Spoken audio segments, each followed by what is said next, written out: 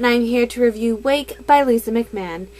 Janie is a high school senior, and she is different from most of the kids in her class because of the fact that since she was 8, she has actually been able to be caught into other people's dreams.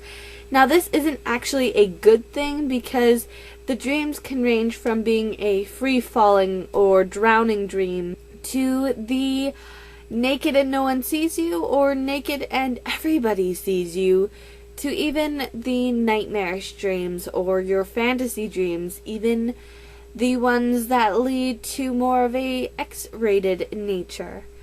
Now, Janie, because of this, has really closed herself off to protect herself, and because of her home situation, she has a hard time trusting other people or allowing them into her life. Now, things change drastically for Janie one day when she's driving home from work, and she ends up getting pulled into this person's nightmare, which is an absolutely terrifying nightmare. Now, for Janie, there are 3 solutions to getting out of a dream.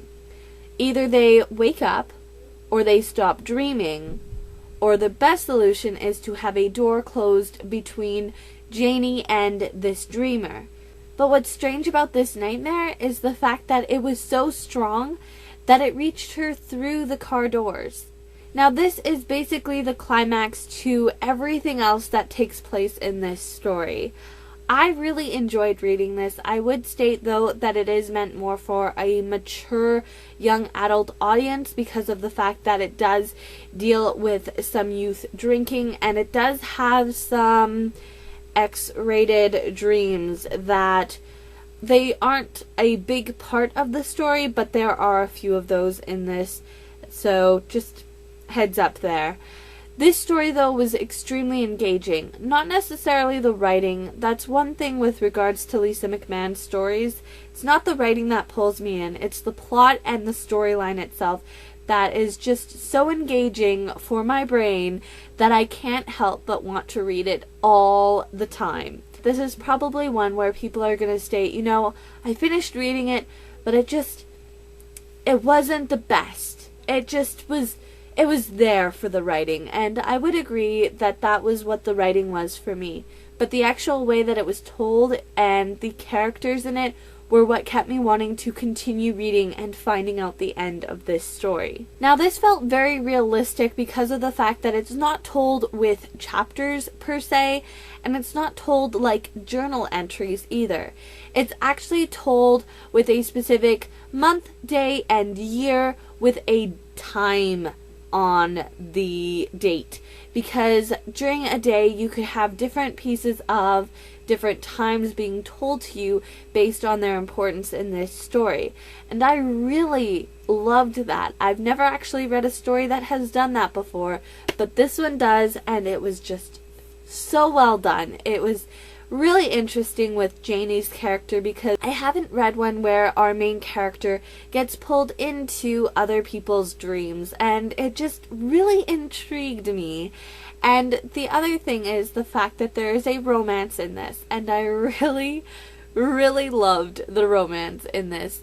Cabel is a 19-year-old high school student. He has a dark past to him as well, so trust issues are ping-ponging through Janie and Cabel in their relationship, and I think the author did a really good job with it, not making it extremely overdramatic, but putting that little bit of emphasis there because it is the first time that these characters, in a way, open themselves up to another person. Now, one thing that's really upsetting for me is the fact that there was a short novella written that takes place right after this. It is called Cabel's Story, and it's a retelling of a scene in this that is from Cabel's point of view, which I think is brilliant, and why can't I read it anymore? I'm so upset. It was being offered free on a site, and it's no longer being offered free there. It's actually no longer there at all, and you can't even buy it as an ebook now, and I'm so heartbroken because I really wanted to know Cabel's point of view in that scene. Before I go on to talking a few spoilery bits, is the fact that the author does a way of concluding the story very well, to the point that I have no idea what's going to happen in the second and third books, but she does leave you with a couple lingering questions.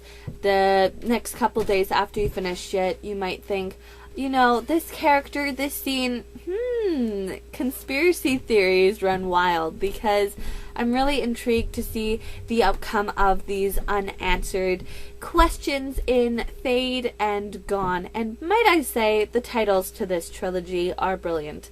Wake, Fade, Gone leaves you wondering with regards to this series. Alright guys, if you are watching at this point, I would state to stop this video and to shoot on out to another video on YouTube, because you do not want to be spoiled for this. I think that spoilers just detract a bit from the actual story and how you experience it. So please don't watch any further if you haven't read this book, because I think that you're not going to want to be spoiled, because you could end up liking it, and if you have spoilers, then it could completely detract you from wanting to read it. Alright guys, I want to mention 2 of my unanswered questions that I'm really hopeful get answered in Fade and Gone. The first is with regards to Carrie. I'd really like to see a dream where she finally stopped saying help him for her younger brother to help me, so that Janie can help her out of that nightmarish dream that she's had for years. The second question that I had to do with Janie's mom. Janie's mom is one of those characters where she's not really lucid throughout most of it. She's usually passed out or drunk, and she also usually spends all the money right away on her alcohol and things like that. But there's a scene in this story where Janie has to go and bail Carrie and Stu out of jail, and she needs another $20. So she asks her mom if she could borrow $20 from her, and she'd pay her back the next day. And the mom not only goes and gets her a $20 bill, but she says, "You don't need to pay me back, sweetie." The author makes reference to if Janie was a little more lucid at that point in time, she would have seen a couple of problems with that scene. So I'm curious with regards to, why was the mom lucid, why was she awake, and where did she get the $20 from, because usually all that money is completely gone. So I'm curious to see if the mom is a dream catcher as well. Now I'd like to talk about Cabel and Janie's relationship. Both of them have this dark secret that they're hiding. Cabel has a dark past that he has a hard time sharing, and Janie has this dark secret that she can't really share with people because she doesn't know how they're going to react, if they're going to believe her, if they're going to want to put her in a loony bin. And with Cabel's secret, it was just so sad. But to see him come out on this legal side of things and actually want to get into criminal justice was just a really positive thing. The scene where Janie actually wants to see if the father actually burned Cabel and starts taking off his button-down shirt and then takes the shirt off over top of that, and Cabel just starts breaking down, and she starts kissing all of his scars that he's occurred from this accident, and he just literally collapses, and he